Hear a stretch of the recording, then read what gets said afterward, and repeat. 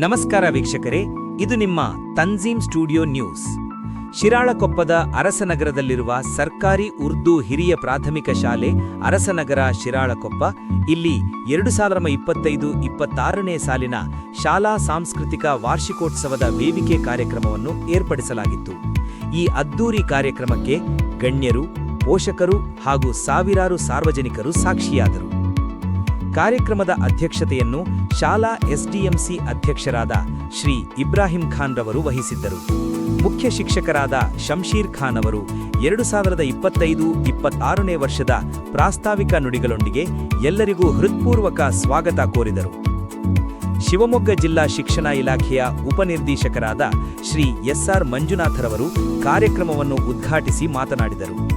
ತಂದೆ ತಾಯಂದಿರು ತಮ್ಮ ಮಕ್ಕಳಿಗೆ ಶಿಕ್ಷಣ ನೀಡಬೇಕು. ಶಿಕ್ಷಣವು ಮಕ್ಕಳ ಹಕ್ಕು. ಸರ್ಕಾರ ಮಕ್ಕಳಿಗೆ ಅನೇಕ ಸೌಲಭ್ಯಗಳನ್ನು ಜಾರಿಗೆ ತಂದಿದೆ. ಪಠ್ಯಪುಸ್ತಕ, ಸಮವಸ್ತ್ರ, ಶೂ, ಸಾಕ್ಸ್, ಬಿಸಿ ಊಟ, ಮೂಟೆ, ಕ್ಷೀರಭಾಗ್ಯ ಯೋಜನೆ ಈಗಾಗಲೇ ಚಾಲ್ತಿಯಲ್ಲಿವೆ. ಇದರ ಸದುಪಯೋಗ ಪಡೆದು ಉತ್ತಮ ಶಿಕ್ಷಣ ಪಡೆಯಬೇಕು ಎಂದು ತಿಳಿಸಿದರು. ಅವರು ಅಲ್ಪಸಂಖ್ಯಾತ ಸಮುದಾಯದ ಮಹಾನ್ ಶಿಕ್ಷಣ ತಜ್ಞ ಸರ್ ಸೈಯದ್ ಅಹಮದ್ ಖಾನ್ ಅವರ ಸಾಧನೆಗಳನ್ನು ಉಲ್ಲೇಖಿಸಿದರು. ಹಾಗೆಯೇ ಭಾರತದ ಮಾಜಿ ರಾಷ್ಟ್ರಪತಿ ಡಾಕ್ಟರ್ ಜಾಕೀರ್ ಹುಸೇನ್ ಅವರು ತಮ್ಮ ಉನ್ನತ ವಿದ್ಯಾಭ್ಯಾಸದ ಕಾರಣದಿಂದ ದೇಶದ ಅತ್ಯುನ್ನತ ನಾಗರಿಕ ಹುದ್ದೆಯನ್ನು ಅಲಂಕರಿಸಿದ ಉದಾಹರಣೆಯನ್ನು ನೀಡಿದರು.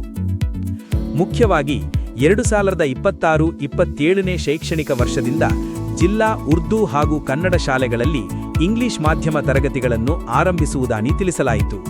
ಈಗಾಗಲೇ ಈ ಶಾಲೆಯಲ್ಲಿ ಎಲ್ಕೆಜಿ ಮತ್ತು ಯುಕೆಜಿ ತರಗತಿಗಳನ್ನು ಶಿಕ್ಷಕರು ಹಾಗೂ ಎಸ್ಡಿಎಂಸಿ ರವರು ಪ್ರಾರಂಭಿಸಿರುವುದು ವಿಶೇಷವಾಗಿದೆ.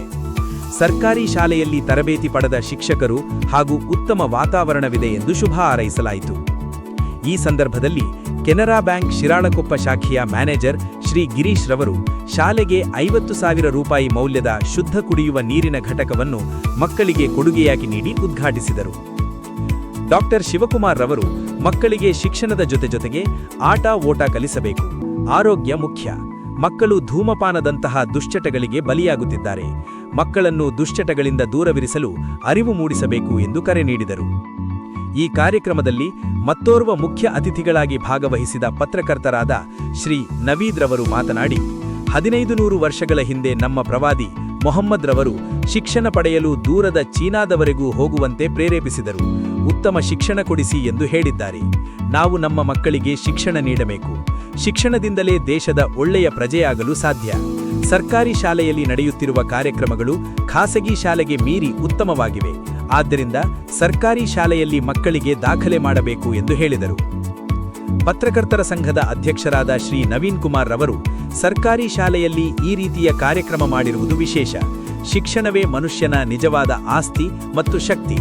ವಿದ್ಯಾರ್ಥಿಗಳು ಶಿಕ್ಷಣ ಪಡೆದು ಜ್ಞಾನವಂತರಾದರೆ ಮಾತ್ರ ಸಮಾಜದ ಸಮಸ್ಯೆಗಳ ನಿರ್ಮೂಲನೆ ಸಾಧ್ಯ.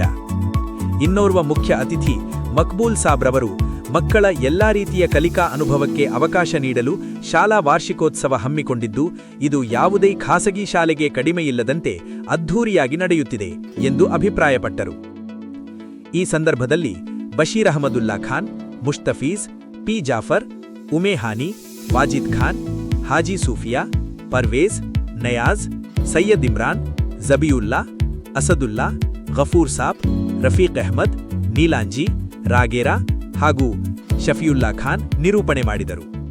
ಕರಿಬಶಪ್ಪ ನಾಯಕ್, ಬಸಪ್ಪ, ಉಮೇಶಪ್ಪ, ಮುಜಸಿಂ ಪಾಷಾ, ಫರೀದಾ, ರಾಫಿಯಾ ಖಾನ್, ಖುಷ್ತರ್ ಬೇಗಂ ಮತ್ತು ಎಸ್ಡಿಎಂಸಿ ಎಲ್ಲಾ ಪದಾಧಿಕಾರಿಗಳು ಹಾಜರಿದ್ದರು. ವೇದಿಕೆ ಕಾರ್ಯಕ್ರಮದ ನಂತರ ಎಲ್ಕೆಜಿಯಿಂದ 7ನೇ ತರಗತಿವರೆಗಿನ ಅನೇಕ ತರಗತಿಯ ಮಕ್ಕಳಿಂದ 50ಕ್ಕೂ ಹೆಚ್ಚು ವಿವಿಧ ಸಾಂಸ್ಕೃತಿಕ ಕಾರ್ಯಕ್ರಮಗಳು ಜರುಗಿದವು. ಸಾವಿರಾರು ಪೋಷಕರು ಮಕ್ಕಳ ಕಾರ್ಯಕ್ರಮಗಳನ್ನು ನೋಡಿ ಆನಂದ ವ್ಯಕ್ತಪಡಿಸಿ ಶಾಲಾ ಎಸ್ಡಿಎಂಸಿ, ಮುಖ್ಯ ಶಿಕ್ಷಕರು ಹಾಗೂ ಶಿಕ್ಷಕರನ್ನು ಅಭಿನಂದಿಸಿದರು. ಸರ್ಕಾರಿ ಶಾಲೆಯ ಸಾಮರ್ಥ್ಯವನ್ನು ಸಾಬೀತುಪಡಿಸಿದ ಈ ವಾರ್ಷಿಕೋತ್ಸವ ನಿಜಕ್ಕೂ ಮಾದರಿಯ ಕಾರ್ಯಕ್ರಮವಾಯಿತು. ಇಂತಹ ಶಿಕ್ಷಣ, ಸಮಾಜ ಮತ್ತು ಸಮುದಾಯದ ಪ್ರಮುಖ ಸುದ್ದಿಗಳನ್ನು ಪಡೆಯಲು ನಮ್ಮ ತಂಜೀಮ್ ಸ್ಟುಡಿಯೋ ನ್ಯೂಸ್ ಚಾನೆಲ್ ಅನ್ನು ಸಬ್ಸ್ಕ್ರೈಬ್ ಮಾಡಿ, ಲೈಕ್ ಮಾಡಿ, ಶೇರ್ ಮಾಡಿ. ನಿಮ್ಮ ಬೆಂಬಲವೇ ನಮ್ಮ ಪ್ರೇರಣೆ. ತಂಜೀಮ್ ಸ್ಟುಡಿಯೋ ನ್ಯೂಸ್, ನಿಮ್ಮ ಧ್ವನಿ, ನಿಮ್ಮ ಸುದ್ದಿ.